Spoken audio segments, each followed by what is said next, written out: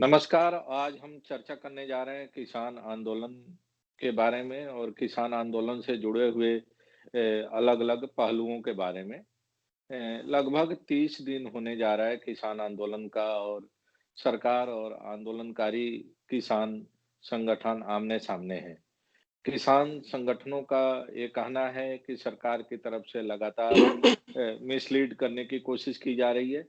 सरकार की तरफ से जो प्रस्ताव भेजे जा रहे हैं, वो पुराने ही बातों को घुमा-फिरा के और नई-नई चिट्ठियों के शक्ल में किसान नेताओं के पास भेजे जा रहे हैं। दूसरी तरफ किसान संगठनों के नेताओं का ये भी आरोप है कि सरकार की तरफ से और सरकारी मशीनरी की तरफ से किसान आंदोलन को हर तरह से बदनाम करने की कोशिश की जा रही है। तो इस बात को लेके किसानों के मन में काफ़ी नाराज़गी है, दुःख है और उनका ये कहना है कि जब तक ये तीनों कृषि कानून वापस नहीं होते हैं और तब तक सरकार के साथ चाहे जितने राउंड की वार्ता हो, वो सारी वार्ता बेमानी है और सरकार की कहीं न कहीं नीयत इस मामले को सुलझाने की नहीं, बल्कि किसान आंदोलन को कमज़ोर करने की, किसान आंदोलन से जुड़े नेताओं को थकाकर उनको वापस अपने गृह जनपदों में भेजने की है। तो आज हम इसी पर चर्चा करेंगे। हमारे खास मेहमान हैं श्री विजय शंकर पांडे जी। विजय शंकर पांडे जी भारत सरकार के कृषि सचिव के अ, कई विभागों में सचिव रहे हैं, फर्टिलाइज़र सचिव रहे हैं और उत्तर प्रदेश के भी कई महत्वपूर्ण विभागों के सचिव पद पर काम कर चुके हैं। आज जो सबसे बड़ा सवाल है कि एक बार फिर आंदोलनकारी किसान संगठनों को सरकार ने न्योता भेजा है और समझा जा रहा है कि 29 दिसंबर को एक बार फिर आंदोलनकारी किसान नेताओं और सरकार के बीच में वार्ता होने जा रही है। अब देखना है कि 29 तारीख को इस पूरे वार्ता का क्या समाधान निकलता है। लेकिन चाहे भारत के गृह मंत्री हो, भारत के रक्षा मंत्री हों, भारत के प्रधानमंत्री हों और भारत के कृषि मंत्री हों, इन चारों के बयानों पर अगर हम नज़र डालें पिछले दिनों में, तो प्रधानमंत्री ने केरल और उन राज्यों का ज़िक्र किया है और कहा है कि ये जो आंदोलन है पूरी तरह से राजनीति प्रेरित है और केरल में खुद एमएसपी लागू नहीं है, तमाम ऐसे राज्य हैं जो गैर बीजेपी शासित राज्य हैं, जहाँ पे कि मंडी समितियाँ नहीं हैं, मंडी नहीं है और वे लोग इन कानूनों का विरोध कर रहे हैं और कह रहे हैं कि एमएसपी की गारंटी होनी चाहिए। मुक गृह सचिव ने गृह मंत्री ने भी कल एक बयान जारी किया है और उन्होंने कहा है कि आंदोलनकारी किसान नेताओं को मुख्य धारा में आकर और सरकार से वार्ता करनी चाहिए। तो सबसे बड़ा सवाल तो यही है कि देश के उन राज्यों में, खास तौर से केरल का उदाहरण दिया है प्रधानमंत्री ने कि केरल में मंडी समितियाँ नहीं है, एमएसपी नहीं है। तो केरल की सरकार के विचारधारा वाले लोग या संगठन इन किसान नेताओं को, किसान आंदोलनों को किस नैतिक आधार पर समर्थन कर रहे हैं और एमएसपी की बात कर रहे हैं। तो पांडे जी इस पर हम चाहते हैं कि आप थोड़ा-सा विस्तार से बताइए कि देश के अलग-अलग राज्यों में अलग-अलग व्यवस्था क्यों है? बहुत बहुत धन्यवाद मिश्रा जी इस चर्चा में मुझे आमंत्रित करने के लिए। देखिए, जैसा आपने जो प्रश्न उठाया है कि आखिर किसान मोटे तौर पे क्यों आंदोलन पर है और सरकार उनकी बात क्यों नहीं सुनने को तैयार है। देखिए, आपको याद होगा कि किसान समय समय पर अपनी समस्याओं को लेकर आंदोलन करते रहे हैं और उनकी मुख्य समस्या हमेशा से रही है कि उनको कृषि उत्पाद का उचित मूल्य नहीं मिलता और यह आंदोलन समय समय पर चलता रहा और उसके बाद इस पे कई कमेटियां बनी, स्वामीनाथन कमेटी बनी, फार्मर्स कमीशन बना और इस पर तमाम तरह की रिकमेंडेशंस आई। आपने ये भी देखा कि किसान आत्महत्या करते हैं और ये संख्या घटने के बजाय बढ़ती चली जा रही है। इसके अलावा जो अधिकांश लोग हमारे कृषि पर आधारित हैं वो गांव में रहते हैं और गांव की जो गरीबी है वो सबके सामने है, जग जाहिर है। ये सब समस्याओं को अगर आप सब एक मिलाकर देखें तो ये बात समझ में आती है कि कृषि जो है प्रोफेशन है, जो व्यवसाय है, इसके साथ समस्याएं तो हैं और इन समस्याओं का इतने वर्षों में कोई समाधान नहीं हुआ। देखिए, इस पर बहुत सालों से चर्चा चल रही है, आखिर क्या किया जाए? और इस पर ये बात जो विभिन्न तरह के जो सुझाव आए, उनमें एक सुझाव जो कृषि बाजार में कुछ संशोधन, कुछ समाधान, इनमें कुछ परिवर्तन लाने की बात भी की गई और इसी के फलस्वरूप ये एपीएमसी एक्ट में संशोधन की बात उठी। सबसे पहले ये ध्यान दीजिए कि एपीएमसी बनाने की जरूरत क्यों पड़ी, मंडी बनाने की जरूरत क्यों पड़ी? क्योंकि ये बात बड़ी साफ थी कि किसानों को उचित मूल्य नहीं मिल रहा था। तो सरकारों ने ये 70 के दशक से इस पर सोच शुरू की और 80-90 के दशक में आकर इसका विस्तार हुआ। लेकिन इतने बड़े देश में मिश्रा जी, अभी सिर्फ हमारे यहाँ 7,000 की लगभग मंडियां हैं। उनमें से प्राइमरी मंडी जो बड़ी मंडियां हैं करीब 2,500 हैं, बाकी सब उनकी सब्सिडरी है, छोटी छोटी मंडियां हैं। तो आप सोचिए, इतना बड़ा जो क्षेत्र है उसके लिए सिर्फ इतनी मंडियां हैं। एक काम जो सरकारों को करना था, वो जिसकी रिकमेंडेशन की गई थी, आप मंडियों की संख्या बढ़ाइए, क्योंकि किसानों को अभी भी 50-50 किलोमीटर जाना पड़ता है अपना माल मंडी में ले जाने के लिए। तो मंडी की व्यवस्था भी अभी पूरी तरह से अपूर्ण है और उसमें बहुत कमियां थी। ये सब रिकमेंडेशंस आए। दूसरे ये आए कि साहब एपीएमसी एक्ट में सुधार किया जाए और मंडियों, उसमें ये भी था कि मंडियों की संख्या बढ़ाई जाए, इसके साथ ही प्राइवेट प्लेयर्स को भी कुछ सहूलियतें दी जाए।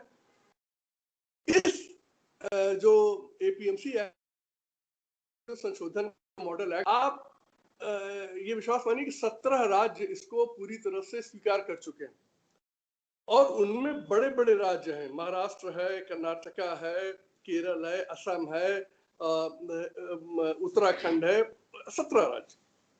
अब एक सवाल बहुत बड़ा महत्वपूर्ण यह है कि जब 10 साल के करीब पहले इन राज्यों में वही कानून लागू हो चुका है जो कानून आप आज लागू करने की बात कर रहे हैं, तो क्या आपने मुड़ के देखा कि उन राज्यों में इन कानूनों का कोई लाभ हुआ? जो आंकड़े बताते हैं कोई फर्क नहीं पड़ा और किसानों की स्थिति में कोई सुधार नहीं आया।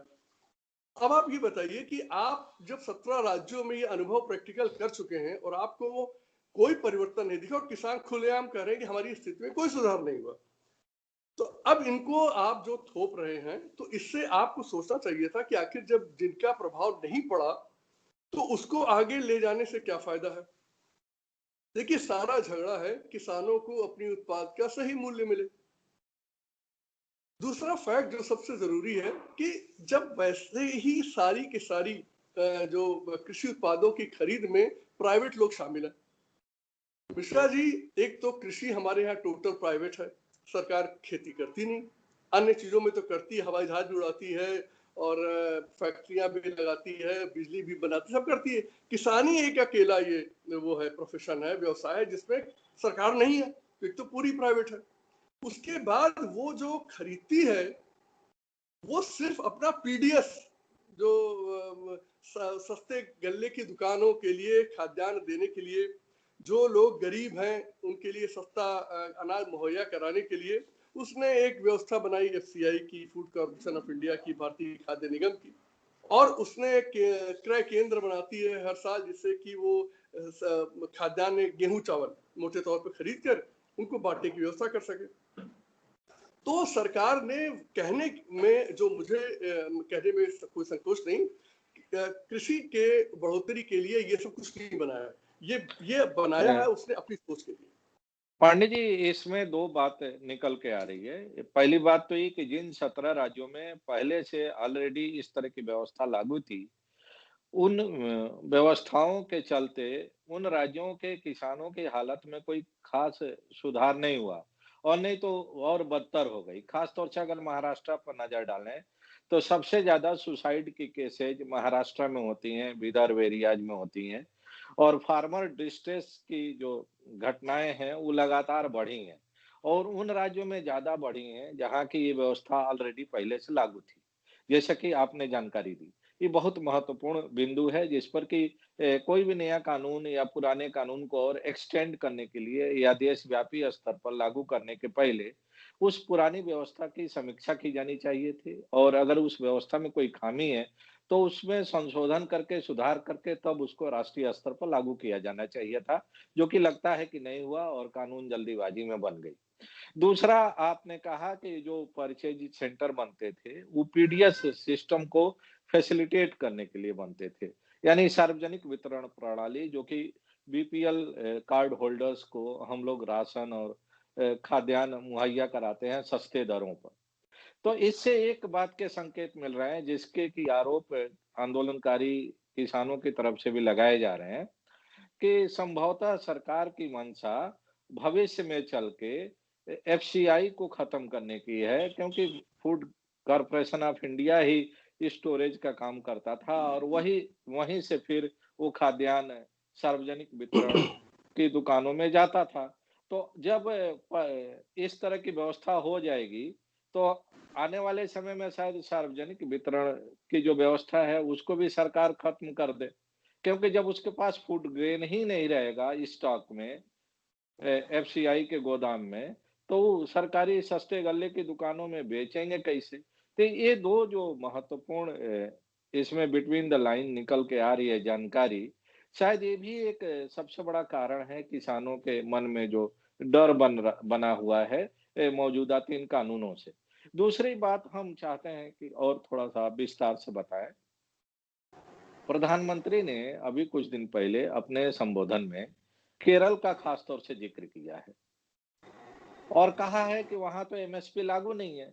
लेकिन जो जानकारी निकल के आ रही है कि जो एमएसपी का रेट भारत सरकार ने तय किया है, उससे लगभग 1.5 गुना ज्यादा महंगे दर पर केरल में किसानों को अपना उपज बेचने की व्यवस्था है और वो केरल के किसान खुश हैं और वो अपना 1.5 गुना ज्यादा दाम पर बेच रहे हैं, जो एमएसपी से भी 1.5 गुना ज्यादा है, बिना उस व्यवस्था को लागू हुए। दूसरी बात और एक फैक्ट निकल के आ रहा है कि केरल की सरकार ने सिर्फ धान और गेहूं के लिए नहीं, बल्कि सब्जियों के लिए, फल के लिए भी उन्होंने पर्याप्त इंतजाम कर रखा है, व्यवस्था कर रखी है और उनके जो वेजिटेबल ग्रोअर्स हैं, जो फ्रूट ग्रोअर्स हैं, उनके लिए भी उस तरह की मार्केट मुहैया कराने में केरल की सरकार कामयाब है। तो प्रधानमंत्री का जो संबोधन रहा है उसमें और जो फैक्ट्स सामने हैं केरल की, अगर वहाँ के आंकड़े पर नजर डालें, तो दोनों में काफी कॉन्ट्राडिक्शंस दिखाई दे रहा है। तो आपकी समझ से क्या सच है? क्या एमएसपी में जैसे अनुभव हम लोगों का है कि यूपी में ही अगर हम देखें या उन राज्यों में जहां एमएसपी की व्यवस्था है, मंडियों की व्यवस्था है, तो किसानों को एमएसपी के रेट पर उनको नहीं मिलता है उसकी कीमत अपने उपज का। उसके आधे दाम पर बिचौलिए खरीदते हैं और फिर बगल में जाके बेचते हैं और वो मार्जिन बेच के लोग खा जाते हैं। तो एक तरफ एमएसपी लागू है, लेकिन उनको दाम नहीं मिल रहा है उस रेट से। दूसरी तरफ एमएसपी नहीं लागू है, लेकिन एमएसपी से ज़्यादा कीमत मिल रही है। तो आपकी नज़र में इस पूरे जो हम कहें कि जो कॉन्ट्रडिक्शंस दिखाई दे रहा है, इसको आप किस तरह से देखते हैं? देखिए मिश्रा जी, अगर हम लोग थोड़ा सा पीछे जाएं, तो जब हमारा देश खाद्य के बारे में बड़ा जैसे कहते हैं इनसिक्योर था और उसके पास खाद्यान्न अपने देश के लोगों को के लिए भी नहीं था, सन 60 62 65 के आसपास, तो हरित क्रांति लाई गई। वो पंजाब, हरियाणा और वेस्टर्न उत्तर प्रदेश में ज्यादा आई और वहां पर इसीलिए 65 में ही एफसीआई भी क्रिएट हुई। इसीलिए पंजाब में सबसे ज्यादा गोडाउन एफसीआई के वहां पर है और चूंकि वही राज्य पहला राज्य ये और हरियाणा बने जो एक्सेस अतिरिक्त फूड प्रोड्यूस करने लगे, इसलिए वहीं से प्रोक्योरमेंट शुरू हुआ बाकी और देश के अन्य हिस्सों में बांटने के लिए। इससे ज्यादा गोडाउन वहां बने और ज्यादा वहां पर खरीद होने लगी। इसके हिस्टोरिक रीजन आज चाहे जो लोग चिल्लाएं, कह साहब की गेहूं की और चावल की ज्यादा खरीद पंजाब और हरियाणा में क्यों होती है? क्योंकि उन्होंने पहले प्रोड्यूस करना शुरू किया, एक्सेस वहीं से पैदा होता था, तो वहां पर गोडाउन ज्यादा बने और एफसीआई ने खरीदना भी ज्यादा शुरू किया। तो उसके आज अगर वहां का 90% गेहूं और चावल एफसीआई खरीदती, उसके हिस्टोरिक रीजन है। देखिए, ये सारी चीजें खाद्य सुरक्षा से जुड़ी हुई थी, जो इनका प्रोक्योरमेंट है, जो ये लेते हैं किसानों से एमएसपी पर लेते हैं। एमएसपी पर ये सरकार भी मानती है कि गेहूं चावल वो 25% करीब लेती है, बाकी 75% प्राइवेट बाजार में बिकता है या कंज्यूम होता है और बाकी खाद्यान्न तो वो लेती ही नहीं, क्योंकि उसका प्रोक्योरमेंट लगभग शून्य है। मिश्रा जी इसलिए है क्योंकि पब्लिक डिस्ट्रीब्यूशन सिस्टम में सिर्फ गेहूं और चावल मिलता है। अगर चना और मक्का ये भी होता तो इसकी भी खरीद होती। तो इस बात साफ समझ में आती है कि ये सारा एमएसपी का जो प्रोक्योरमेंट है वो जो हमारा पीडीएस की दुकानों से जो वितरण है उससे पूरी तरह से लिंक्ड है। आपने एक महत्वपूर्ण प्रश्न उठाया कि आखिर केरला में ये जो बात कही जा रही है और अन्य जगहों पे जो कही जा रही है इसमें क्या है। देखिए, सरकारों ने सिर्फ प्रोक्योरमेंट करने के लिए, अपनी आवश्यकता के अनुसार प्रोक्योरमेंट करने के लिए, देखिए अगर सरकार क्या नियत होती किसानों को एमएसपी पर खाद्यान्न खरीदने की, तो वो कभी कोटा न निर्धारित करती। जैसे वो निर्धारित करती है हर साल कि हमें कितने मिलियन टन गेहूं खरीदना है, कितने मिलियन टन चावल खरीदना है। वो उसकी आवश्यकता पर निर्भर है, जो उसको पीडीएस में चाहिए या अपने फूड सिक्योरिटी, खाद्य सुरक्षा की दृष्टि से उसे स्टोरेज चाहिए। मान लीजिए एक साल सूखा पड़ जाए, बारिश ना हो, तो देश को ऐसी स्थिति नहीं आनी चाहिए कि वो लोग यहाँ भूखे मरने लगे। इसीलिए उन्होंने 40 मिलियन टन का एक खाद्यान्न का भंडारण का वो बना दिया। अब ये इस पर हमारे जो कृषि के जो इकोनॉमिक्स का बड़ा जानकारी रखने वाले आज यही चिल्ला रहे हैं, देखिए साहब 40 मिलियन टन का होना चाहिए था, भंडारण 80 मिलियन टन हो गया। अरे भाई, अगर 80 तो कौन सी आफत आ गई, कौन सा गेहूं आपका बाहर फेंक दिया गया? अरे रखा ही तो है, आप उसका प्रयोग कर लीजिए, आप उसको कन्वर्ट कर लीजिए और चीजों में। और दुनिया में भूखमरी फैली हुई है, यही कर दो कि आप भारत जो है, अब आप अपने देश के लोगों का पेट भर चुका है, दुनिया का पेट भरेगा। 40 मिलियन टन कब निर्धारित हुआ था ये वो, और तब से कितनी पॉपुलेशन आपकी बढ़ गई? ये सारा का सारा जो नैरेटिव तैयार किया जा रहा है, वो नैरेटिव तैयार किया जा रहा है कि बाजार को खोल दो लूटने के लिए। दूसरा, जो किसान देखिए एक छोटी सी बात कह रहे हैं, उनका कहना है कि आप इतना कर दो बस कि हमारा खाद्यान्न एमएसपी के नीचे नहीं बिकेगा, और जो भी हमसे खरीदे वो एमएसपी पे खरीदे। आखिर इससे बताइए सरकार को क्या नुकसान है? उसको ये कहना भाई देखो इससे नीचे मत खरीदो। देखिए 3 फायदे इसके साफ है। पहला, किसानों का लूटना बंद हो जाएगा, क्योंकि धान अगर 1800 में 1900 में बिकना चाहिए, जो आज 900 में बिक रहा, तो 1800 बिकने लगेगा तो किसान की आय दुगनी हो गई।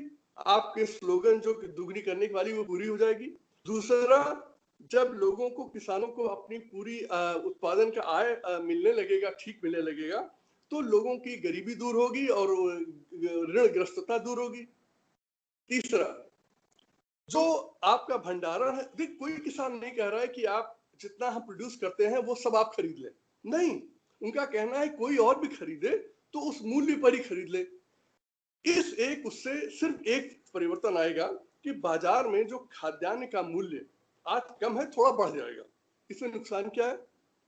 बाकी सारे चीजों का मूल्य तो आप बढ़ाते रहते हैं। जो ट्रेडर है, जो प्रोड्यूसर है, साबुन का भी तेल जब वो मूल्य जब होगा बढ़ा देगा। पेट्रोल का, जब आप पेट्रोल का हर दिन बढ़ाते हैं, तब क्या लोगों को कष्ट नहीं होता? सिर्फ गेहूं और चावल और मक्का और चना और जौ और इसका दाल और दलहन, इसका मूल्य बढ़ाने से आपको कष्ट? उससे होगा क्या कि जो लूटखोरी चल रही है प्राइवेट ट्रेडर्स की, वो खत्म हो जाएगी। उस पर सरकार को कष्ट है। इसको सरकार को एक्सप्लेन करना पड़ेगा कि आखिर वो किसानों के इतने वर्षों की एक मांग कि उन्हें कृषि उत्पाद का सही मूल्य मिले, उसको क्यों नहीं मान रही और बाजार खोलने के लिए तैयार बैठी हुई है। और जैसा मैंने मिश्रा जी कहा कि ये कृषि बाजार अन्य बाजारों से एकदम अलग है। ये बाजार एक सेंस में है ही नहीं, क्योंकि यहाँ पर उत्पाद 1 महीने में हो जाता है साल भर का, और खर्च होता है वो 12 महीने। तो दाम का घटना तय है, इसीलिए सरकारों को इंटरवीन करना पड़ता है। तो 2 बातें बड़ी साफ है कि किसान, ये जो इसमें जो किसान आंदोलन पे उनको सरकार की नीयत पे संदेह है। देखिए छोटी सी बात वो कह रहे हैं कि हमें इतना कह दो कि जो बाहर भी खरीदा जाएगा, आप जितना खरीदो उतना ही खरीदो, कोई दिक्कत नहीं। आपसे कभी नहीं कहा जा रहा है कि आप, हम अगर लाखों और टन पैदा करें तो आप सब खरीदो, नहीं, हो भी नहीं सकता, न संभव है ये। दूसरी सबसे बड़ी महत्वपूर्ण बात मिश्रा जी ये है कि जो सब्जियां हैं वो सन 1999 में ईसी एक्ट के बाहर चली गई थी। उस पर कोई कंट्रोल नहीं है, न बाजार का कंट्रोल है, न कुछ है, न कुछ है। आप ये बताइए उनकी प्रोसेसिंग के लिए, उनकी खरीद के लिए मार्केट आगे क्यों नहीं आया? ये कहेंगे कि साहब मार्केट का जो मंडी टैक्स देना पड़ता है उन्हें। अरे 1% मंडी टैक्स से सारा प्राइवेट सेक्टर आपका भागा खड़ा हुआ है कि वो न तो गोडाउन बनाएगा, न वो बनाएगा, कोल्ड स्टोरेज बनाएगा, न कोल्ड चेन तैयार करेगा। अरे क्या बात करते हैं ये? सीधी सी बात यह है मिश्रा जी, देखिए प्राइवेट बिजनेस मुनाफा कमाने आता है, उसका देश समाज किसान से कोई लेना देना नहीं है। हम इस बात को पसंद करें या ना करें, उसका धर्मादा से कोई लेना देना। धर्मादा के लिए सरकार बैठाई गई है, इसीलिए उसको जितने हमारे देश के सारे ट्रेडर हैं और सारे बड़े बड़े उद्योगपति अडानी अंबानी, इनकी संपत्ति जोड़ दीजिए, इसका 10 गुना सरकार हर साल टैक्स कलेक्ट करती है। ये लोग उसके सामने कुछ है ही तो पसंगे हैं, लेकिन इनको खुदा बना के बैठा दिया गया है कि अगर कोल्ड स्टोरेज बनाना तो फला आए और उद्योगपति आए। अरे आप क्यों नहीं बना देते? आपके देश की 70% जनता कृषि पर आधारित है, तो क्या आपकी जिम्मेदारी नहीं थी गोडाउन बनाना? मिश्रा जी, सन 80 के दशक तक सरकारें गोडाउन बनाती थी, सरकारें, हम लोगों ने गोडाउन बनवा कर चलवाए उन्हें, लेकिन बाजार का जो सरलीकरण हुआ 90 के बाद, कि सरकार को लगता है इसकी जिम्मेदारी खत्म हो गई। अरे आपको टैक्स हम लोग इसलिए नहीं देते कि आप बड़ी बड़ी बिल्डिंगों में, नए नए पार्लियामेंट में और बड़े बड़े उसमें बैठे, इसे देती है कि आप हमारी रोजमर्रा की समस्या ठीक करिए, हमारा एजुकेशन ठीक करिए, हमारी हेल्थ ठीक करिए, हमारे बाजार, हमारी कृषि उत्पाद का सही मूल्य किसानों को मिले, लोगों को खाने को मिले। तो ये मिश्रा जी सारा का सारा जो ये है वो बिल्कुल साफ लगता है कि सरकार ने या तो ठीक से सोचा नहीं। ये एक नीति आयोग की एक रिपोर्ट थी 2017 में पब्लिश हुई थी, वो उसको उन्होंने टोटल तरीके से उसको कॉपी कर दिया और ये एक्ट तीनों लागू कर दिए। मैं फिर कह रहा हूँ, इसके बारे में चर्चा 20 साल से चल रही है, लेकिन और 17 साल राज्यों ने इसको इम्प्लीमेंट भी किया, देश में कोई फर्क नहीं पड़ा। तो सरकार को चाहिए, ये मेरा मेरा सोचना है कि सरकार को बहुत जैसे कहते हैं जिद नहीं करनी चाहिए, और उसे समझ लेना चाहिए कि कहीं न कहीं एक ऐसा संदेह लोगों के मन में पैदा हो गया है, ये कानून उनके हित में नहीं है, और वास्तव में इनसे कोई फर्क भी नहीं पड़ा क्योंकि 17 राज्यों में ऑलरेडी है। दूसरा, सरकार को ये कहना कि ये प्राइवेट सेक्टर आके सब करेगा, ये बिल्कुल झूठ है। कृषि के लिए सरकार को कोल्ड चेन बनानी पड़ेगी, सरकार को कोल्ड स्टोरेज बनाने पड़ेंगे, सरकार को जो फूड प्रोसेसिंग इंडस्ट्री बनाने के लिए आगे आना पड़ेगा। खुद न लगाए, लेकिन कम से कम ऐसे इस अवस्थापना सुविधाएं तैयार करे जिससे लोग आना शुरू करें। ये हाथ खड़ा कर देना 3 कानून बनाकर कि बाकी सब ठीक हो जाएगा, कोई फर्क नहीं पड़ेगा, और किसानों का लुटना और बढ़ जाएगा। ये बड़ी दुर्भाग्यपूर्ण स्थिति होगी देश की। ये जो अभी तक के जो भी आपसे चर्चा हुई है, उसमें जो मेरे समझ में आ रही है बात, पहली सबसे बड़ी आवश्यकता तो यही है कि 90 में जो नई आर्थिक नीति या उदारीकरण की शुरुआत पीवी नरसिंह राव ने की थी, जिनको कि बड़ी माने इज्जत से देखा जाता है आज के दौर में, या कहा जाता है कि मॉडर्न इंडिया के अगर जनक थे तो पीवी नरसिंह राव थे। वो हम कह सकते हैं कि वो हमारा जो मूल संविधान है, जिसमें वेलफेयर स्टेट की बात कही गई है, गारंटी दी गई है और परिकल्पना की गई है, उसी के मूल सोच के ही खिलाफ है। जितना ही आप बाजारीकरण को बढ़ावा देंगे, जितना ही उदारीकरण को बढ़ावा देंगे, उतना ही निजीकरण को बढ़ावा मिलेगा, और निजीकरण का मतलब है कि जो वेलफेयर स्कीम्स हैं, जो सार्वजनिक क्षेत्र के अंडरटेकिंग्स हैं, वो धीरे-धीरे सब प्राइवेट हाथों में जाएँगी, और वे उसको सिर्फ मुनाफ़ा कमाने का एक ज़रिया मान के जो भी आएगा औद्योगिक घराना वो काम करेगा। शायद यही कारण है कि एक के बाद एक हमारे जितने सार्वजनिक क्षेत्र के उपक्रम हैं, जो कि एक ज़माने में नवरत्न कंपनियों के रूप में जाने जाते थे, पिछले कुछ वर्षों में उनका धीरे-धीरे डिसइन्वेस्टमेंट हो रहा है। शुरुआत नरसिंह राव ने की, फिर अटल जी की सरकार ने उसको आगे बढ़ाया, और अब मौजूदा सरकार भी उन्हीं नीतियों को आगे बढ़ा रही है। तो भले ही राजनैतिक तौर पर देखने में लग रहा है कि आज की तारीख में बीजेपी के नेतृत्व में देश की सरकार चल रही है, लेकिन जो आर्थिक नीतियां हैं वो तो कमोबेश वही हैं जो कि नरसिंह राव ने शुरू की थी, मनमोहन सिंह ने शुरू की, अटल जी ने शुरू की। उन्हीं आर्थिक नीतियों को और एग्रेसिव तरीके से और असर्टिव तरीके से आगे बढ़ाने का काम हो रहा है। और दूसरा जो आपने बताया उसको अगर हम थोड़ा सिंप्लीफाई करें अपने दर्शकों के लिए, तो इसका मतलब बिल्कुल साफ है कि जो प्राइवेट और कॉन्ट्रैक्ट फार्मिंग ऑलरेडी 17 राज्यों में चल रही है और वह प्रयोग फेल हो चुका है, उसको आप फिर अपनी जिद में पूरे देश में लागू करना चाहते हैं, तो उसका हश्र क्या होगा? और जो किसानों के मन में डर है वो यही है, इसीलिए वो किसान बार-बार कह रहे हैं कि हमारी खेती हमसे छीनने की लिए ये तीनों कानून बनाए गए हैं और ये तीनों कानून वापस लिए जाएँ, एमएसपी को कानूनी तौर पर उसको बाध्य बनाया जाए कि जो भी हमारा अनाज खरीदे वो एमएसपी से कम दर पर नहीं खरीद पाए।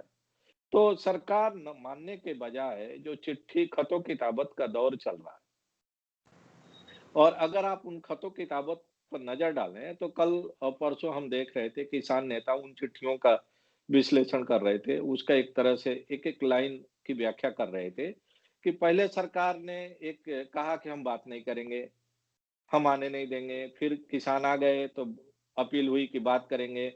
उसके पहले सरकार के पास जब वो आते थे बात करने तो उनको वापस जाना पड़ता था। फिर जब वार्ता का दौर शुरू हुआ तो कई राउंड की वार्ता हुई, फिर एक समरी नोट बना के किसान नेताओं के पास भेजा गया।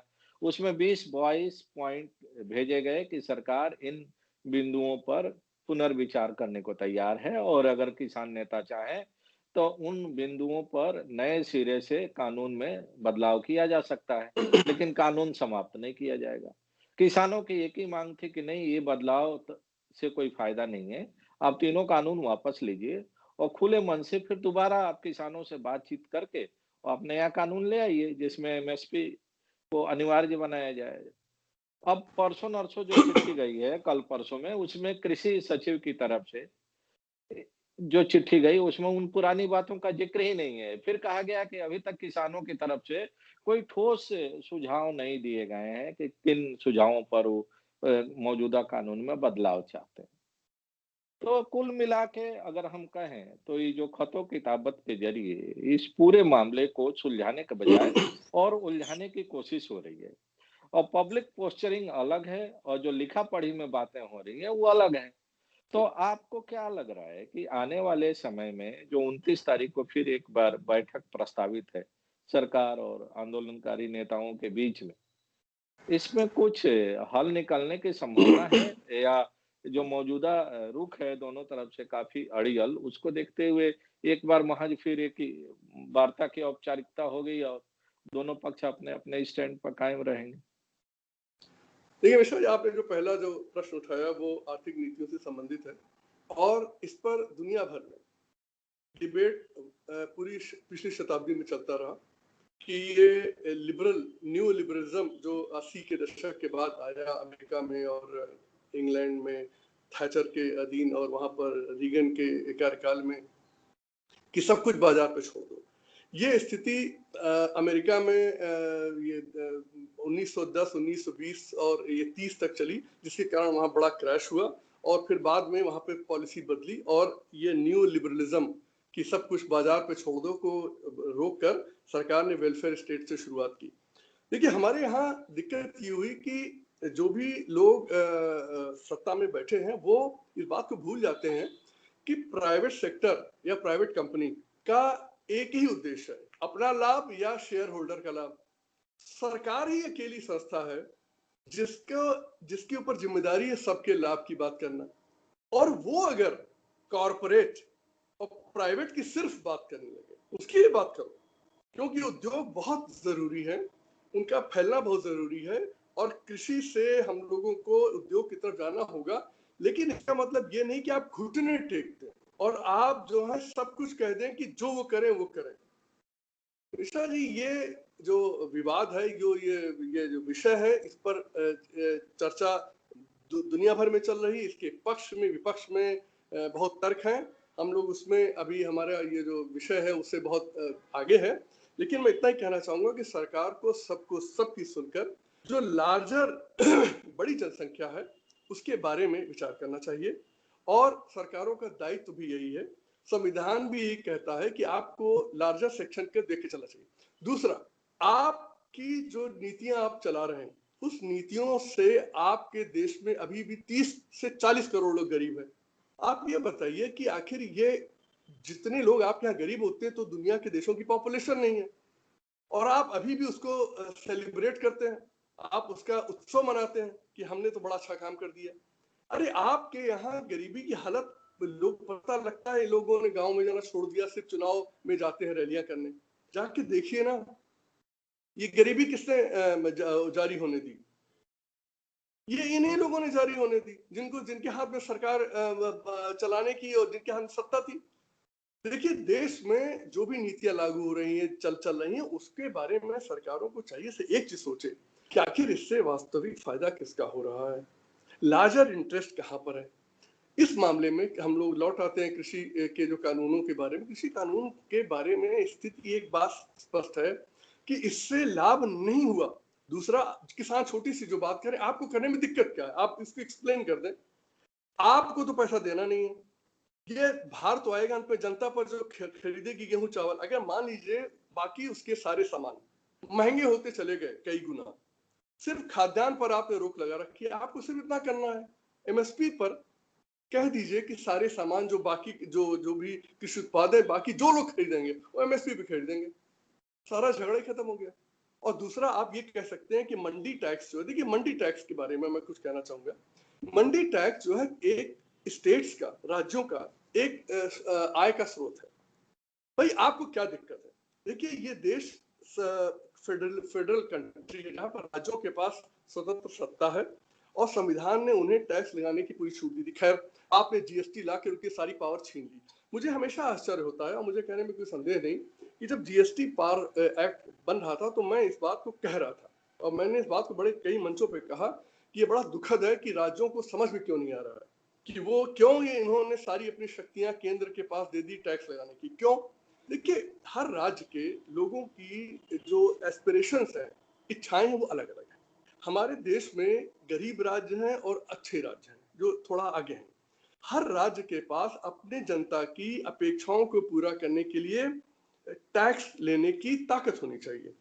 आप अगर कल सोचें कि हम अपने किसानों के लिए कुछ नया करना चाहते हैं या अपनी जनता के कुछ नया करना चाहते हैं, आज आप कुछ भी नहीं कर सकते क्योंकि आप कोई भी अतिरिक्त टैक्स लगाने की स्थिति में नहीं है। तो आप अब सिर्फ जो जिसे कहते हैं कि आप एक तरीके से एक इम्प्लीमेंटिंग एजेंसी बन के रह गए हैं एक पूरे देश में जो कुछ भी सभी राज्य कर रहे हैं उनकी। मैं ये नहीं कह रहा हूं कि किसी की इच्छा के विरुद्ध सबने सहमति दी है। अब आप मंडी टैक्स पर आ जाइए। अगर कोई राज्य ज्यादा मंडी टैक्स वसूलता है तो आपको क्या दिक्कत है? आपको दिक्कत क्या है? अगर कोई उस राज्य में जाकर खरीदना चाहता है गेहूं चावल तो मंडी टैक्स नहीं खरीदना चाहता, वो जाके दूसरे राज्यों से ले जहां पर मंडी टैक्स नहीं है। किसने मना किया आपको? लेकिन आप ये कहें नहीं हम सब जगह कम कराएंगे, तो इसमें भी इस बात की जिसे कहते हैं झलक आती है कि ये कुछ राज्यों पर टारगेट है कि जो ज्यादा मंडी टैक्स लेते हैं और जहां पर ज्यादा जिसे कहते हैं प्रोक्योरमेंट है तो उनके पास ज्यादा इससे टैक्स आता है। तो आप उत्तर प्रदेश राज्य ले लीजिए, बहुत बड़ा प्रोड्यूसर है, आप उसकी जो टैक्स कलेक्शन है वो पंजाब जैसे छोटे राज्य के टैक्स कलेक्शन मंडी टैक्स के लगभग बराबर है। इस जो मंडी टैक्स के ऊपर जो अटैक है वो भी मैं मानता हूं कि फेडरल स्ट्रक्चर पर अटैक है। ये आप राज्यों को कुछ भी नहीं टैक्स की हाथ उनके हाथ पे दे रहे हैं, लिक्विडिटी दे रहे हैं, ले रहे हैं, वो टैक्स लेने दीजिए। जो ट्रेडर या बनिया या उद्योगपति जो भी नाम उन्हें दे, उन्हें उस राज्यों में जाने की छूट दीजिए ना जहां पे मंडी टैक्स नहीं है। बीच में फिर स्पर्धा आएगी, पंजाब से लोग नहीं खरीदेंगे, वहां ज्यादा टैक्स लेते हैं, लोग मध्य प्रदेश में खरीदेंगे, उत्तर प्रदेश खरीदेंगे, तो उत्तर प्रदेश के किसान का फायदा होगा, बिहार वाले का फायदा होगा, मध्य प्रदेश वाले का फायदा होगा। लेकिन आप कहेंगे नहीं हम तो गिराएंगे। जिस स्पर्धा की बात करके ये मार्केट लिबरलाइजेशन हुआ है, वही स्पर्धा राज्यों में आने दीजिए ना, आपकी दिक्कत क्या है? लेकिन जिद, देखिए देश जिद से नहीं चलता, देश समझदारी से चलता है। और इसमें सरकार को, केंद्र सरकार से मेरी वेरी बड़ी प्रार्थना है, क्योंकि मैं आदरणीय मोदी जी के का सचिव रह चुका हूं। ये कुछ करना चाहते हैं लेकिन ये जिन जो इन्होंने जो रिफॉर्म्स के नाम पर जो समझाया जा रहा है वो से अलग है। और दूसरा अंतिम बात मैं कहूंगा कि अगर किसी देश के लोग कुछ पसंद नहीं कर रहे हैं और लोग इस तरह की स्थिति में आ गए हैं कि महीनों से ठंड में सड़कों पे बैठे हैं। तो अच्छी भी चीज हो तो मैं कहूंगा सरकार को वापस कर लेना चाहिए, कहना भाई देखो हमारे लोग बहुत परेशान हैं, इसको फिलहाल हम वापस लेते हैं, फिर इनसे बात कर लेंगे। कौन सी ट्रेन छूटी जा रही है आपकी? सत्ता में आपको भी 4.5 साल बाकी है, आपके पास 3.5 साल बाकी है, आपके पास बहुत समय है, एक नहीं 10 कानून पास करिए। और ये जो लोग सलाहकार हैं जो सलाह देते हैं कि नहीं इससे अगर आपने वापस लिया तो मैसेज जाएगा, कोई मैसेज उससे नहीं जाता। मैसेज ये जाता है कि आप सुन रहे हैं, आप संवेदनशील हैं। मैसेज ये जाता है कि आपके दिल में दर्द है। अंत में ये आपके वोटर भी हैं और ये वो लोग हैं जो जिनके बात में थोड़ा दम है। जैसे सरकार के कहने में बड़ा दम है कि वो ये हो जाएगा, वो हो जाएगा, वो हो जाएगा, वैसे उनकी बातों में बड़ा दम है। हमेशा जनता सर्वोपरि है लोकतंत्र में, और उसका सम्मान करना चाहिए, उसकी इच्छा का सम्मान करना चाहिए। अपनी इच्छा कुछ नहीं होती शासक की, शासक की इच्छा वही है जो आम जनता की।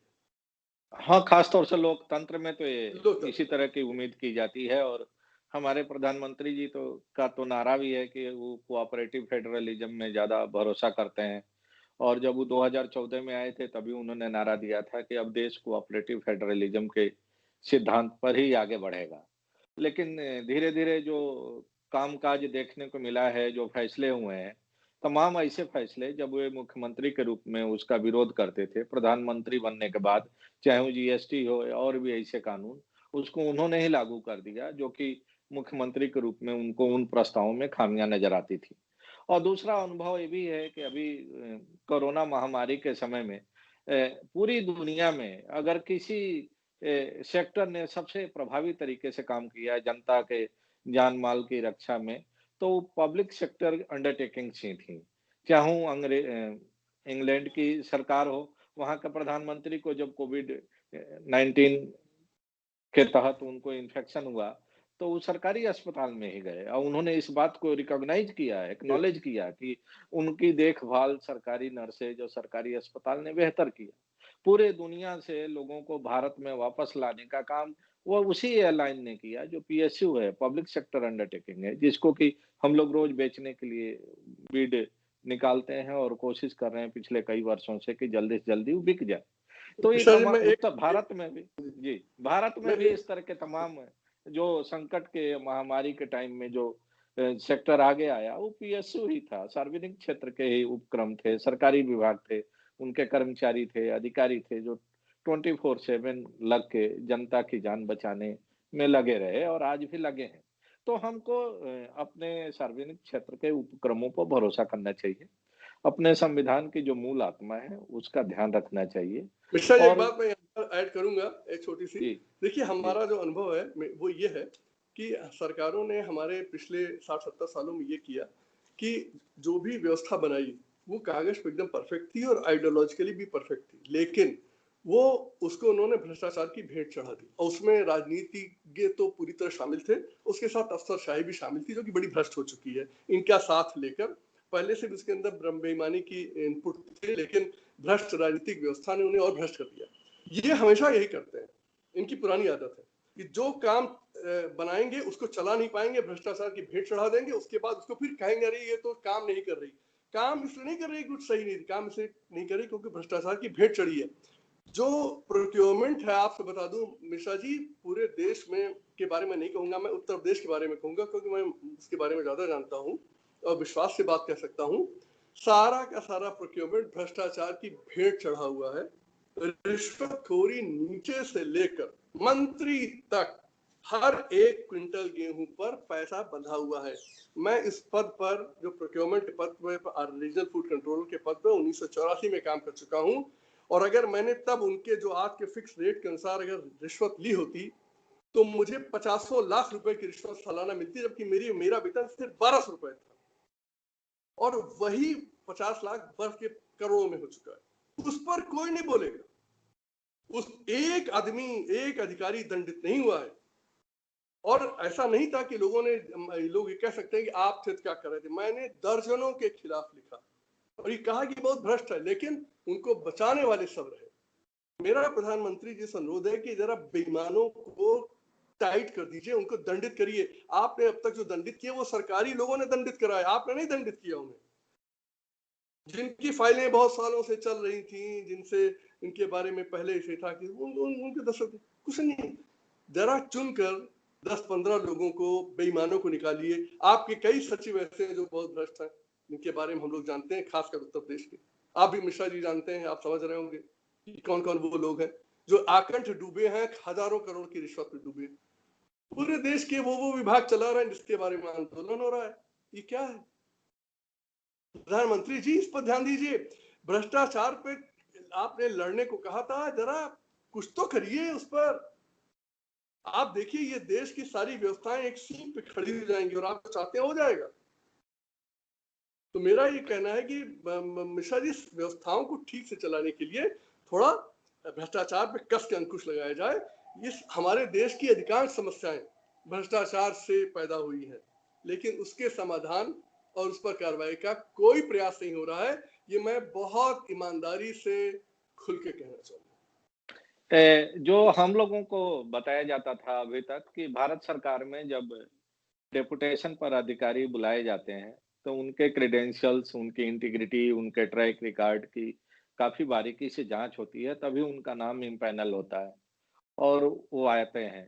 लेकिन आज की तारीख में भारत सरकार में ज़िम्मेदार पदों पर कई ऐसे अधिकारी हैं, जो कि अपने-अपने राज्यों में कई तरह के भ्रष्टाचार में लिप्त होने के उनके जानकारी मिली है, उनके खिलाफ जाँच पेंडिंग है और उनका नाम भारत सरकार में इम्पैनल हो गया और इस समय भारत सरकार में सचिव पदों पर कार्यरत हैं।